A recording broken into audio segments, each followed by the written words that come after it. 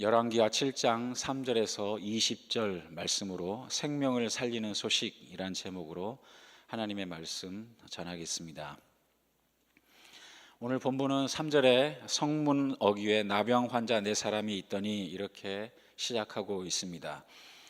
나병 환자는 율법에 따르면 하나님의 심판을 받은 존재라 이렇게 취급을 당해서 이스라엘 공동체에 격리되어서 성 밖에 살고 있었습니다.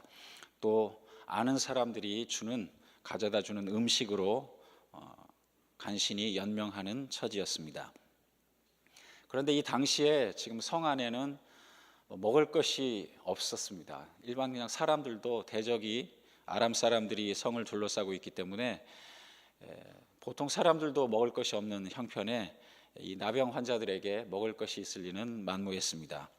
4절에 보면 이 4사람이 이렇게 이야기를 합니다. 우리 4절 다 같이 한번 봉독하시겠습니다. 만일 우리가 성읍으로 가자고 말한다면 성읍에는 굶주림이 있으니 우리가 거기서 죽을 것이요 만일 우리가 여기서 머무르면 역시 우리가 죽을 것이라. 그런즉 우리가 가서 아람 군대에게 항복하자. 그들이 우리를 살려두면 살 것이요 우리를 죽이면 죽을 것이라 하고, 이것이 나병 환자 4사람의 마음이고 또 현재 이스라엘 백성의 처지입니다. 가만히 앉아 있어도 죽을 것이고 또 누가 음식 갖다 주는 사람도 없고 차라리 적군에게 가서 항복하자. 참 안타까운 지경입니다. 예수님께서 마가복음 14장 7절에 보면 가난한 자들은 항상 너희와 함께 있으니 이렇게 말씀하셨는데요. 사실 이 말씀이 정말 그렇다는 것을 우리가 체험으로 느끼고 있는데요. 그래서 조금만 관심을 가지면 우리 주변에 가난한 분들, 도움이 필요한 손길을 기다리는 분들이 얼마든지 있습니다. 시편 112편 5절에 보면 은혜를 베풀며 구워주는 자는 잘 되나니 그 일을 정의로 행하리로다.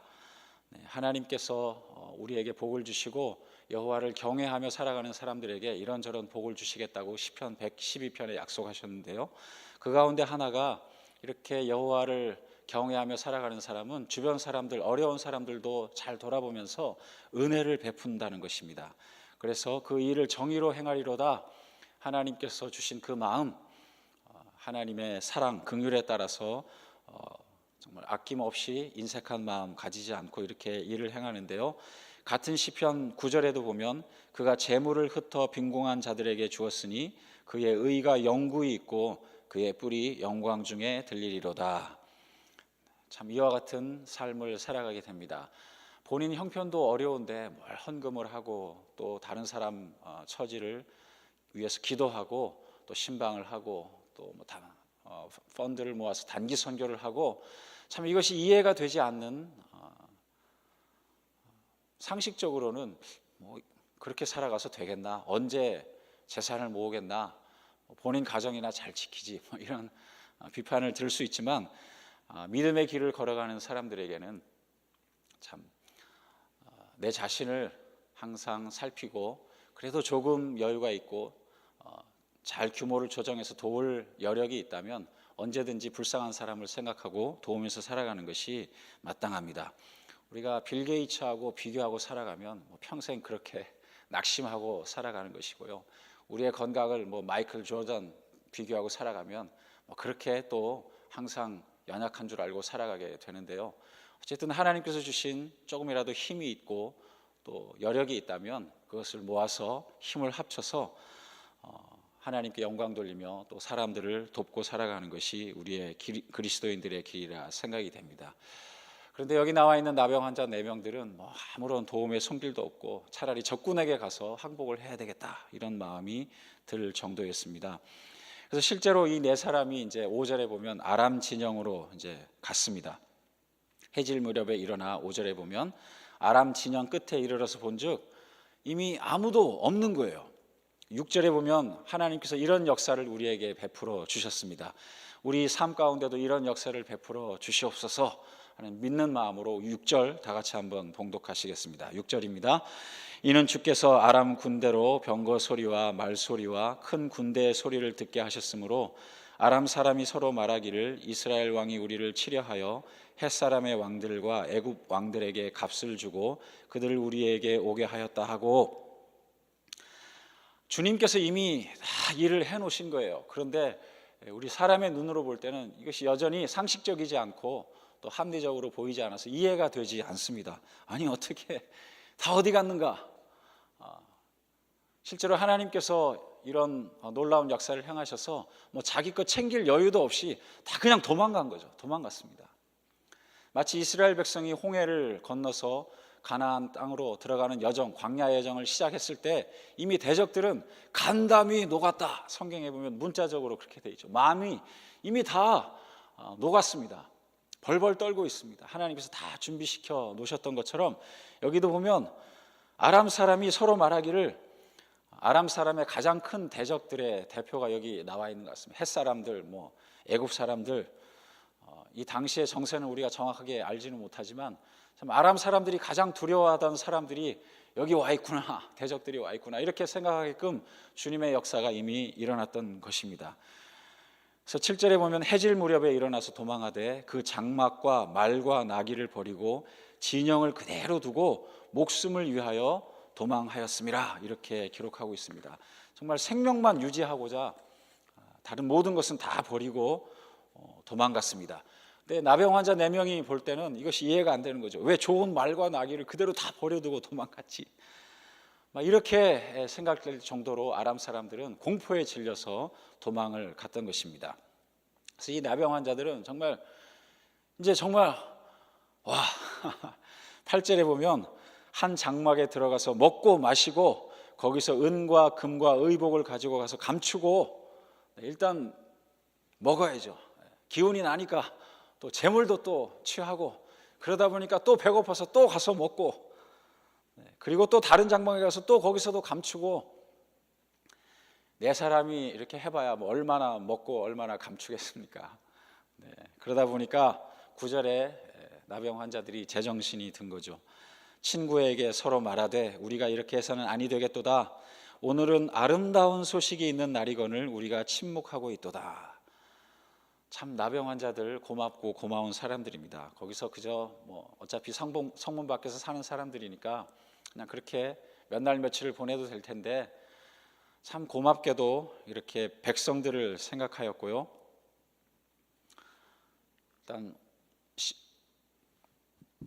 배를 채우고 또 재물을 채우고 이렇게 몇 번 했지만은 또 하나님께서 주신 마음으로 뉘우치고 성 안에 굶주리고 있는, 우리한테 먹을 것을 가져다 줄 여력이 없을 정도로 힘들어하고 있는 자기 백성들을 돌아보고요, 이렇게 백성들에게로, 친족들에게로 나아가게 됩니다.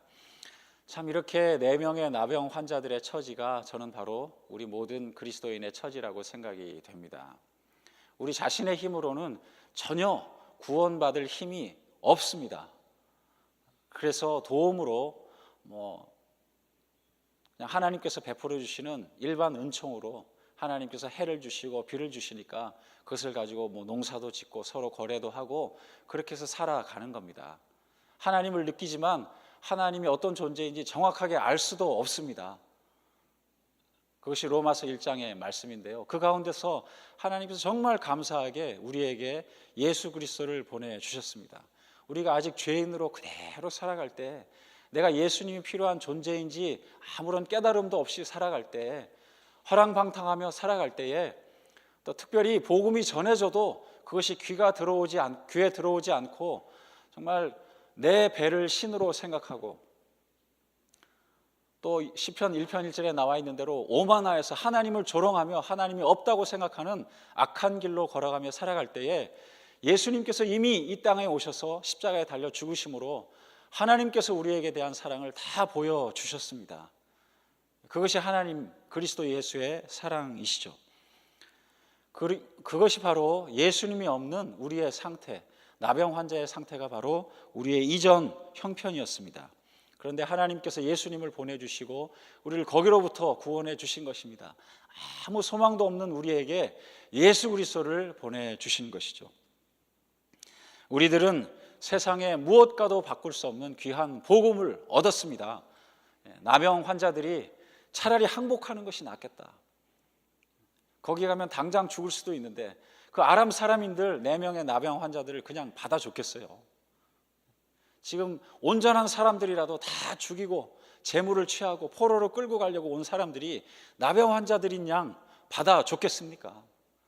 정말 어찌할 수 없어서 거기라도 가야 되겠다, 이런 마음으로 살아가고 있는 사람들인데 하나님께서 우리에게 놀라운 은혜를 베풀어 주셔서 우리를 구원해 주셨습니다. 이렇게 죄사함을 받은 우리는 삭개와 같은 마음을 가지고 살아가야 되리라 믿습니다.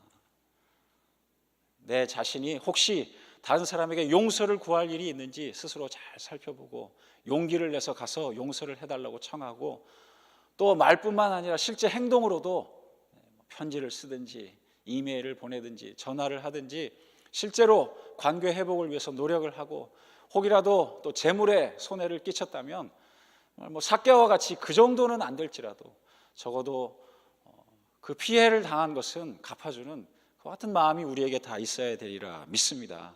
나병 환자들의 마음이 바로 우리의 마음이 돼야 되는 것이죠. 만약에 그것을 행하지 않고 그저 감춰두기만 한다면 우리가 이 본문을 읽으면서 나병 환자들 그럴 수가 있어, 어느 정도 배가 찼으면 백성들에게 알려야지. 사실 이 나병 환자 4명의 나병 환자들이 백성에게 알리지 않아도 되죠. 알리지 않아도 되죠. 하지만 알린 것이죠. 그와 같은 나병 환자의 마음을 우리가 다 가져야 되리라 믿습니다. 10절에 보면 실제로 이 사람들이 길을 떠나서 다시 자기 친족들에게 가서 성읍 문지기를 불러서 10절에 보면 우리가 아람 진에 이르러서 보니 거기에 한 사람도 없고 사람의 소리도 없고 오직 말과 나귀만 매어 있고 장막들이 그대로 있더이다. 참 놀라운 복음을 전했습니다. 또 실제로 이 복음을 들었을 때 참 이스라엘 백성들의 마음에는 하나님께서 이 일을 이루셨구나. 왜냐하면 이런 일이 일어나리라고 이미 하나님의 사람이 와서 예언을 해 주었잖아요. 참 감사함으로 달려가야 되지만 역시 상식적으로 합리적으로 행하죠. 먼저 좀 정탐꾼을 보내보면 어떻겠습니까? 사람들이 매복했을 수도 있습니다. 당연한 상식적인 추리입니다. 하지만 하나님의 말씀이 전해지지 않았다면 지금까지 또 하나님께서 광야로부터 여러 가지 이적을 베풀고 지금 오늘 이전까지도 대적을 통해서 우리 손을 구원해 주는 일이 없었다면 그렇게 생각할 수 있었겠지만, 또 심지어는 하나님의 사람이 와서 그 사실을 전했음에도 여전히 믿지 못하고 이렇게 갈등을 하고 있습니다. 참 우리 눈에 구름 기둥과 불 기둥이 보이고 있는데도 하나님의 은혜가 아니면, 아침마다 베푸시는 주의 인자가 아니면 어찌 우리가 새벽 제단에 이렇게 나와서 하나님께 기도하고 찬양 올릴 수가 있겠습니까? 어찌 우리가 오늘 아침에 출근하며 방송을 들을 수가 있겠습니까? 하나님의 불기둥과 구름기둥이 우리 가운데 여전히 있는 거예요. 그런데 이게 항상 지속되니까 원래 그런 줄로 알고 감사한 마음이 점점 없어지고 있는 것이 우리의 마음입니다. 우리 모두, 저도 우리라 그랬습니다. 저를 포함해서 당연한 줄 알아요. 당연한 줄. 광야에서 태어난 사람은 날 때부터 불기둥과 구름기둥 보고 자라니까 원래 이렇구나. 원래 이렇구나. 원래 이렇게 새끼 잘 먹고 지내는구나. 원래 우리 집에 차가 있구나. 원래 우리 집에 이렇게 살았구나. 원래 친구들이 이렇게 좋은 친구들이 많아. 원래 교회가 이렇게 있었구나. 원래 순회 가면 이렇게 따뜻하구나. 그 하나하나 누군가의 손길이 스쳐 지나갔고 누군가의 시간을, 누군가의 섬김을 통해서 그것이 운영되는 것을 우리가 다 잊어버리고 살 때가 많이 있습니다. 오늘 새벽 이 재단만 해도 어느 분께서 매일 아침마다 1시간, 2시간 일찍 오셔서 문을 여는 분이 계시는 거예요. 그래서 우리가 오면 이미 시원하고 이미 문이 열려 있고,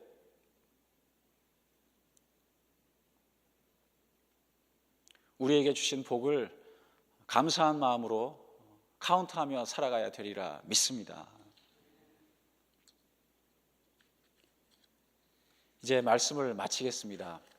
우리가 적어도 인생에 한 번쯤은 이와 같은 큰 위기가 다가오게 됩니다. 사실 한 번이 아니죠. 우리의 마음에는 위기가 계속해서 꼬리에 꼬리를 물고 다가오고 또 큰 위기가 중간중간에 껴있고 하기 때문에 사실 위기 가운데 살아가는 것이 우리의 인생입니다.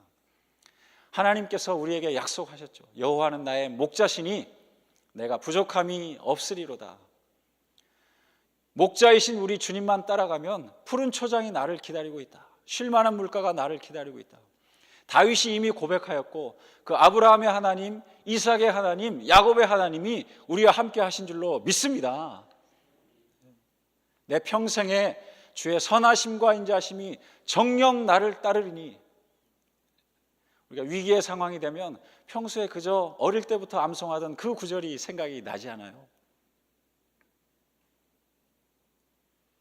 하나님께서 오늘도 우리의 목자 되셔서 우리 앞장서서 가시고 우리를 푸른 초장과 쉴만한 물가로 인도하시리라 믿습니다. 우리가 걸어가다 보면 푸른 초장과 풀밭으로 걸어가는 길은 광야길일 수 있죠. 바로 집 문 앞에 나서면 바로 푸른 초장과 쉴만한 물가가 있지 않는 경우가 또 많이 있지 않아요? 그렇지만 목자 되신 주님을 따라가면 결국에는 그와 같은 가나안이 기다리고 있고 천국이 우리를 기다리고 있으리라 믿습니다. 천국의 시민권이 약속되어 있는 우리 모두 다 하나님의 말씀을 의지하면서 주님께서 그 크신 팔과 강한 손으로 오늘도 우리를 붙잡아 주신다는 것을 믿음으로 확신하며 오늘 하루도 승리하는 우리 모든 주님의 백성 되기를 소원합니다.